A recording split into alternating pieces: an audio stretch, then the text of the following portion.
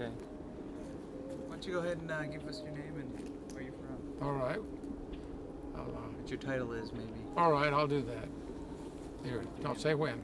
Just go ahead and speak to him anytime. Oh, well, I'm the president of the Dodge County Historical Society here, which is my claim to be working on this. I've been working on the Liberty Pole site as a historical interest thing for some years. I'm a retired college professor in history, so this is kind of my field. And since it's local history, I found out about this a few years ago, and I've been trying to find out more about it as time went on. Well, tell us about the Liberty Pole then, and some of the details in connection with that. All right, we had on the program this afternoon when we had the dedication for this, one of our members here told us about the way the name came about. It goes back to an old tradition, in fact, the teachings in Mormon history, in the Book of Mormon, that they put up this pole and they had the flag on it symbolizing some things. And the interesting thing is that as the Mormon Trail came out, at some key points, they would set up a pole and put a flag on it, a white flag on it. So it was symbolic, but it also served then to mark the spot for later groups that came out. Because you see, this was a rallying point. People came, that is the Mormons who'd gotten as far as the Missouri River, had encampments up and down the river and settlements up and down the river in the winter of 1846. The best known, of course, is winter quarters. But there is several of them along the way. And so as they got ready to move on west, they brought their wagons and things out, and they needed to meet somewhere together so they could organize for the trip on west from here. This is a logical point because it's here that the river turns west. Actually, it flows the other way, so it comes east and turns south, but from their point of view, they were going the other way. So they come up the river at various points and make their way here and meet and organize to go on west.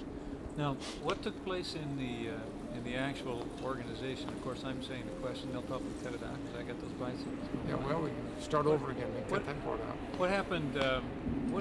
I understand that Brigham Young was involved in the organization of Exactly. men in certain categories, groups. Or well, he had led the way and made the plans to come as far as the Missouri in the previous year to get away from the persecution back in Nauvoo, Illinois. And then he determined to go on, and the first wagon train left, he was on it. There were 72 wagons, 148 people, mostly men. There were 3 women and 2 children that were with him on it. But he brought them this far then, came out from Omaha, present-day Omaha, the winter quarters. Well, this was a logical place for them to gather because, as I say, the river valley goes west from here, and it was a natural highway for them. Now, it's just southwest of the town of Fremont, Nebraska. And this spot then just worked out for them. There was no town here, of course, then. They were among the first ones through, although there was a military road that went through. But we wanted to find this place because it was lost. They had set up the pole. We don't know the actual location. We know it's very close to here, judging by the old maps we have and some of the Mormon journals and things. Of course, they didn't have any landmarks to go by that are still there, so we can't trace it exactly. But this appears to be very close to it. May be just a short distance south of here. But we wanted a marker that was on a fairly well-traveled road so people could come and see it. So we found this cottonwood tree and got great cooperation in the city. The roads department granted us permission to do this, and the city utilities people came out, trimmed it up, and put up the flag for us just a week ago. As I said, this was the spot then where later groups came by. what was are there any details on the actual organization? Well, yes, they're carefully written out in Mormon journals. There's also a monument midway through town here in Fremont describing the type of organization.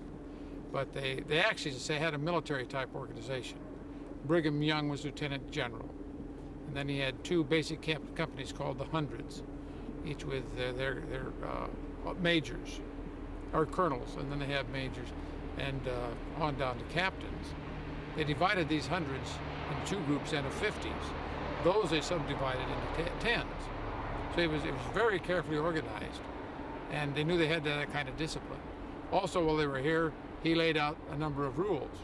One that would start out the day at 5 o'clock in the morning, the bugle would sound. The men were then to get up, say their prayers, have breakfast, and take care of their teams, and be ready to go by 7:30 or sometimes 7. And that was the pattern that was to be followed all the way out on the trip. Okay. Okay, I don't think we got your name at the beginning. All right. Well, my name is Bill Christiansen. How do you spell Christiansen? C-H-R-I-S-T-E-N-S-E-N. Okay. Danish, as you probably could guess. And retired professor of history at Midland College in Fremont, Nebraska. And say the president part again? I'm president of the Dodge County Historical Society. Okay. It's one of those positions without a whole lot of honor and with no pay, but a certain amount of fun along the way.